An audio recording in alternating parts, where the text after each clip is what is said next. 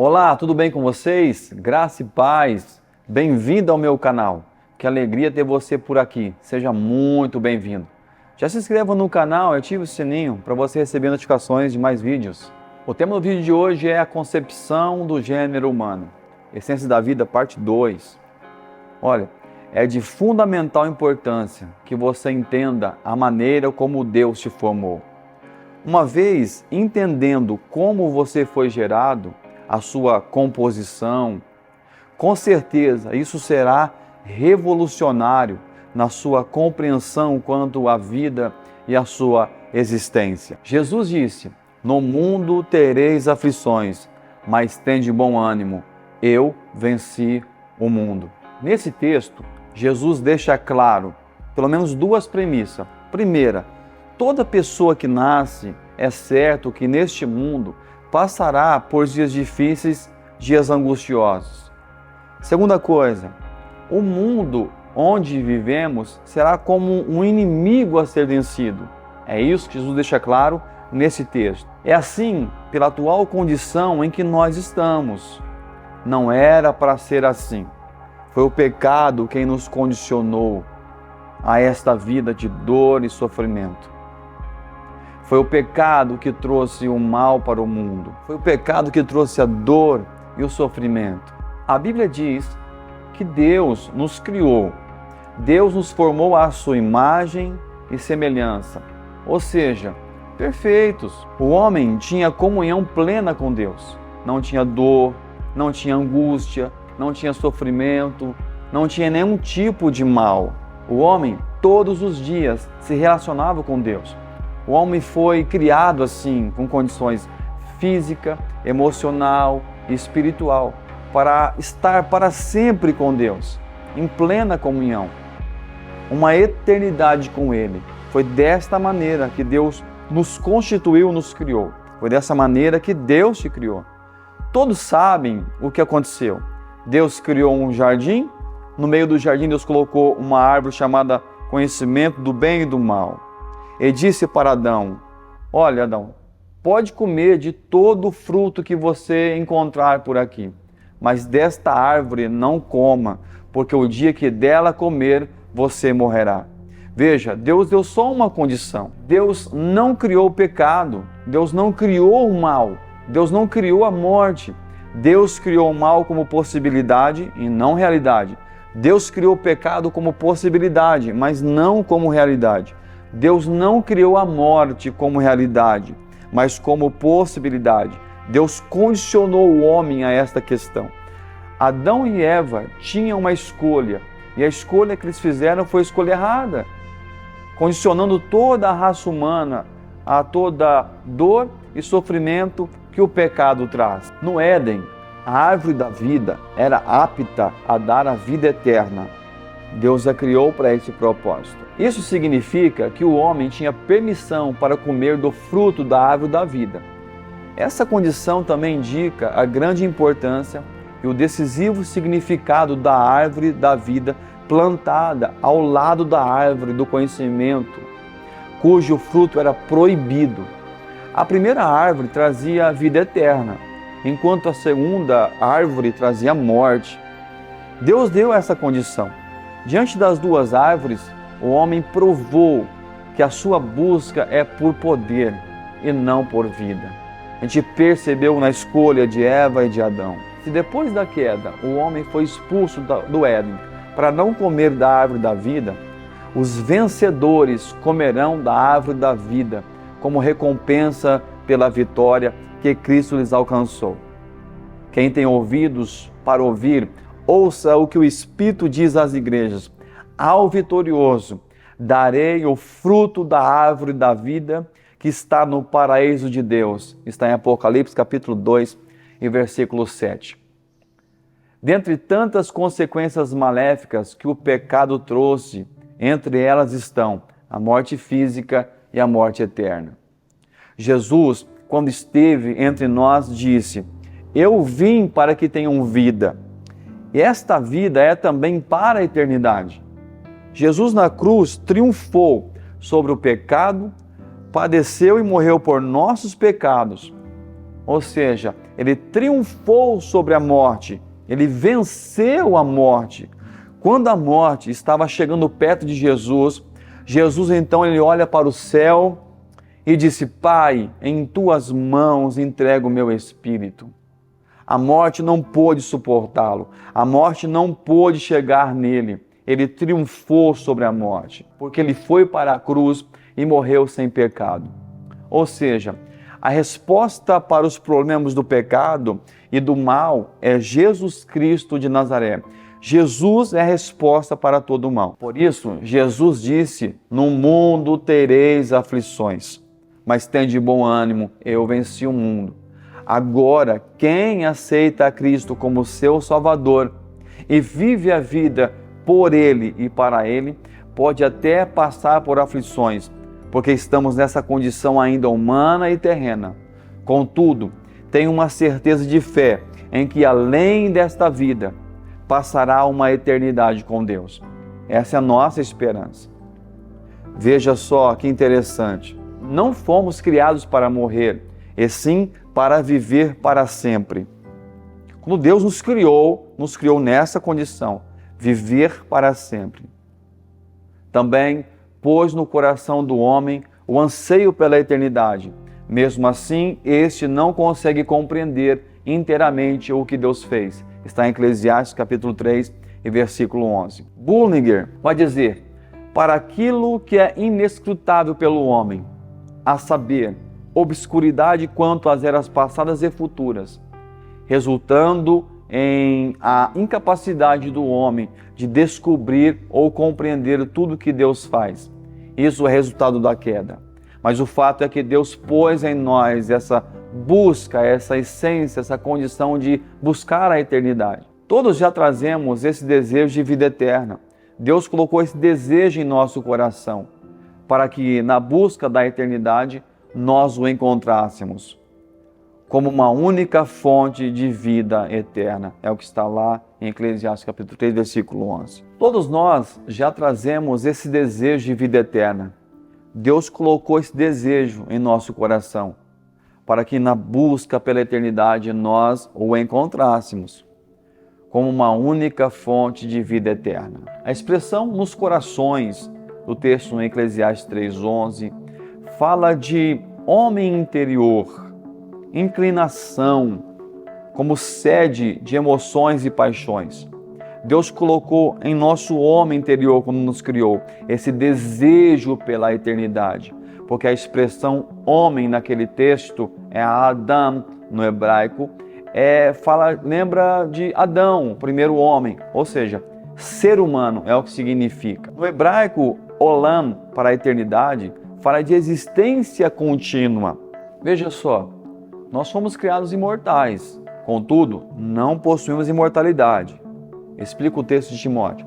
Aquele que tem, ele só, a imortalidade e habita na luz inacessível, a quem nenhum dos homens viu nem pode ver, a qual seja honra e poder sempre eterno. Amém. Carta de 1 Timóteo, capítulo 6, versículo 16.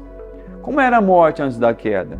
Deus, que é a própria vida, é a única e exclusiva origem de toda a existência. Ele não criou um universo com vida própria, mas um espaço que teve início e, teoricamente, poderá ter um fim. O universo não emanou de Deus, não é uma extensão dele. É Deus que, por meio da sua presença e poder, sustenta a sua criação. Por isso, a imortalidade não é algo inerente a nenhuma criatura, senão o Criador.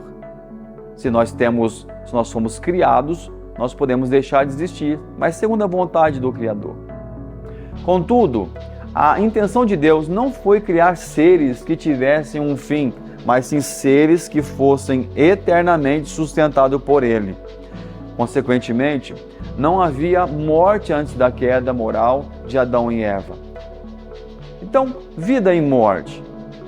Ao chegar a essa conclusão, eu sugeria que, antes da queda do Éden, a morte era conhecida apenas em nível conceitual e não em um nível experimental.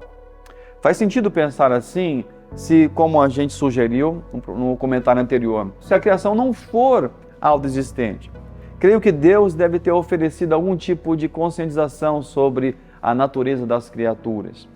Isso pode soar especulação, mas não é. O conceito da morte foi introduzido por Deus antes da queda, quando ele disse a Adão que ele morreria caso comesse do fruto proibido. Gênesis 2:17. Além disso, quando mentiu para Eva, a serpente, Satanás, não negou o conceito da morte, mas sim que a mulher efetivamente morreria. A verdade é que a morte é o resultado do pecado, mas a vida é o resultado da morte de Cristo por todo aquele que nele crê. Romanos 5,17. Perceba que essa é a nossa esperança. É nisso que nós cremos. Então, a alma ela é imortal? Sem qualquer sombra de dúvidas, a alma é imortal. Esse conceito é ensinado claramente em passagens do Velho ou Antigo Testamento e o Novo Testamento. Salmos 22, verso 26, Salmos 23, verso 6, Salmo 49, 7 a 9, Eclesiastes 12, 7. Tantos textos que mostram para a gente essa condição da nossa alma.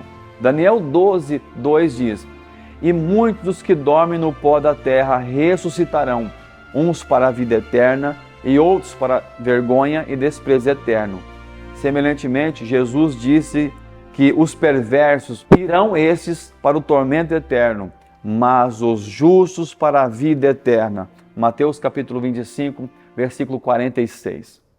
Com a mesma palavra grega usada para se referir a tormento e vida, é bem claro que os perversos e os justos têm uma alma eterna e imortal. O ensino claro da Bíblia é que todas as pessoas, quer sejam salvas ou perdidas, vão passar para a eternidade, no céu ou no inferno. Vida verdadeira ou vida espiritual não acaba quando nossos corpos carnais morrem. Nossas almas viverão para sempre, ou na presença de Deus, no céu, se somos salvos, ou em punição no inferno, se rejeitarmos o presente de Deus para a salvação. Na verdade, a promessa da Bíblia é que as nossas almas não só viverão para sempre, mas nossos corpos também serão ressuscitados. Glória a Deus por isso. Essa esperança de uma ressurreição corporal é uma das crenças mais importantes da fé cristã. 1 Coríntios capítulo 15, versículo 12 ao 19 explica essa verdade. Enquanto nossas almas são imortais, é importante lembrar que não somos eternos da mesma forma que Deus é eterno. Nós temos um início, então teremos um fim. Deus é o único ser verdadeiramente eterno, pois só Ele não teve um começo, nem vai ter um final. Deus sempre existiu e vai sempre continuar a existir. Todas as outras criaturas que têm consciência, quer sejam humanas, angelicais, são finitas, pois todas elas tiveram começo. Enquanto nossas almas vão viver para sempre, uma vez que passam a existir, a Bíblia não sustenta o conceito de que nossas almas sempre existirão. Nossas almas são imortais, pois assim foram criadas por Deus, mas tiveram um começo, houve um certo tempo em que elas não existissem. Agora, é óbvio, a vontade soberana de Deus não é destruir a nossa alma, o nosso ser. Está claro isso na Bíblia. A pergunta é: o homem foi criado com vida eterna? Olha, vida eterna não é uma vida que não tem fim, mas uma vida que não tem começo. É a vida que não apenas não está sujeita ao tempo, como é única, vem de Deus e está em Cristo. Vida perpétua ou viver para sempre é algo que não tem fim, mas teve um começo. Não fomos criados eternos como Deus em sua essência o é, mas fomos criados imortais. Se passarmos a imortalidade sem termos vida eterna, viveremos para sempre na condição do lago de fogo, longe de Deus e de outros seres humanos, e em trevas exteriores. apenas na companhia de nossa consciência. Olha, fomos criados no tempo, esse parêntese da eternidade, mas com uma alma imortal, que não acaba mais. Vida eterna é a vida de Deus que é implantada em nós por Cristo.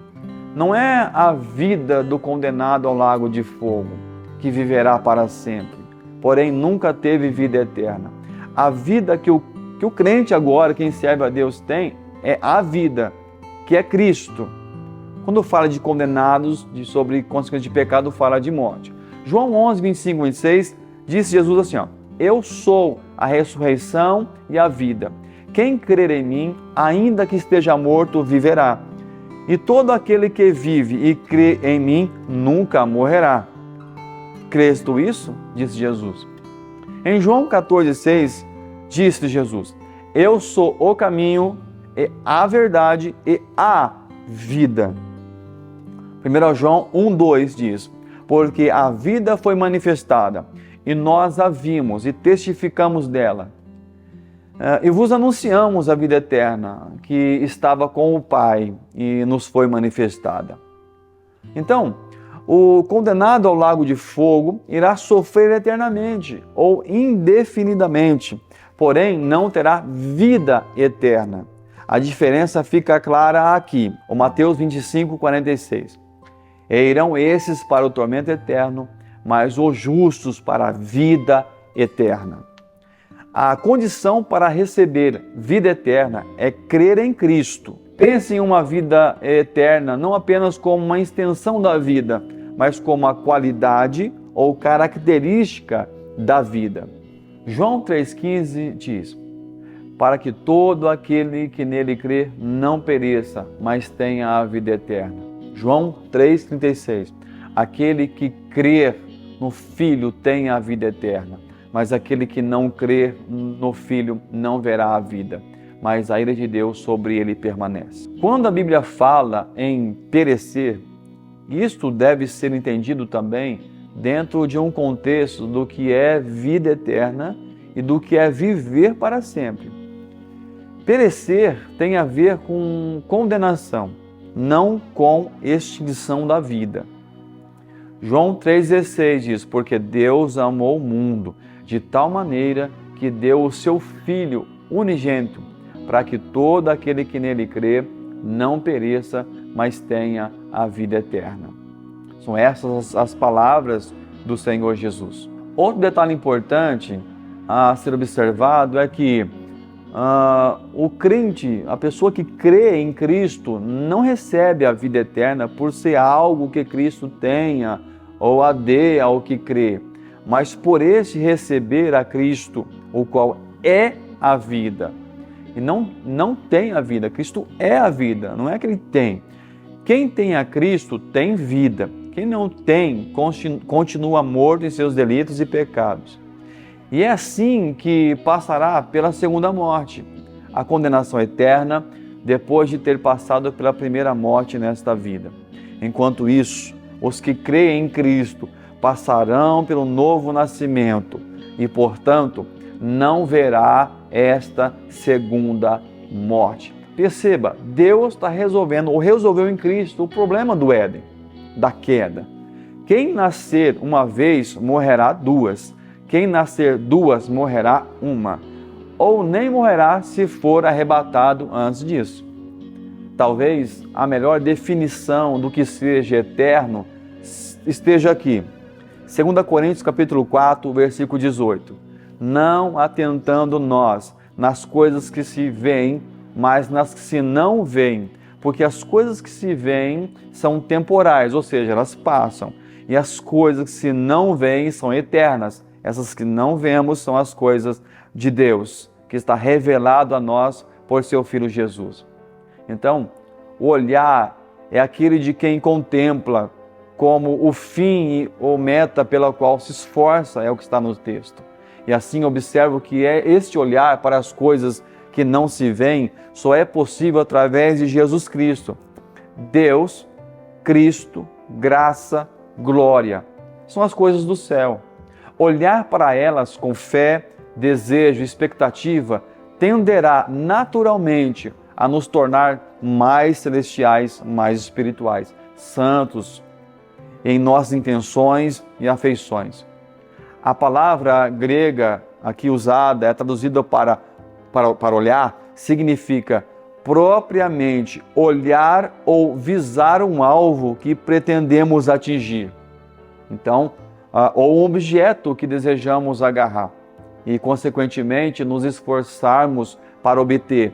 É isso que no texto está implícito. Então, desde a concepção, Deus nos criou imortais à sua imagem e sua semelhança. Fomos criados para a eternidade. Como consequência da queda, o pecado trouxe a realidade da morte, mas Cristo Jesus, na cruz do Calvário, morreu pelos nossos pecados, nos dando novamente vida eterna. Todos os que estão em Cristo e o aceitam como seu Senhor e Salvador, passa a ter a vida eterna. Esta é a palavra de Deus. Esta é a nossa orientação para você hoje aqui. Deus te constituiu desta maneira. Então viva a sua vida com esse propósito para servir a Deus, porque você é uma pessoa muito importante, uma alma que Deus ama muito. Deus te abençoe.